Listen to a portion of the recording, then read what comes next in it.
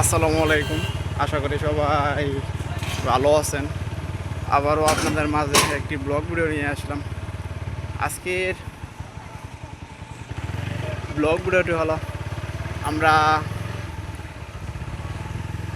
টঙ্গী বিশ্ব ইজতেমার মাঠে ঘুরতে যাব।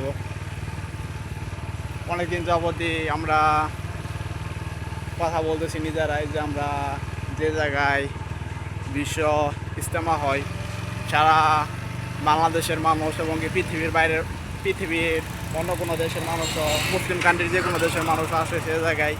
তো আমরা সেই মাঠেই ঘুরতে যাব। তো সেই মাঠে ঘুরতে যাওয়ার আগে আমরা যে রাস্তা দিয়ে যাব আর যেভাবে যাব সেগুলাই আপনাদের মাঝে তুলে ধরার চেষ্টা করব। তো আপনারা যারা আমার টঙ্গী বিশ্ব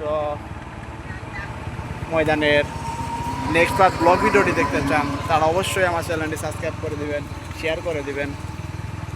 তো আপনারা তো দেখতেই পারতেছেন আমার ডিসপ্লেতে রাস্তার সাইডে কত সুন্দর করে তারা অনেকগুলো গাছ লাগিয়েছে, পেয়ারা গাছ, তারপরে অনেকগুলো লাউ গাছ। তো সব কিছু মিলে কিন্তু রাস্তার সাইড দিয়ে বিভিন্ন ধরনের গাছ লাগিয়েছে।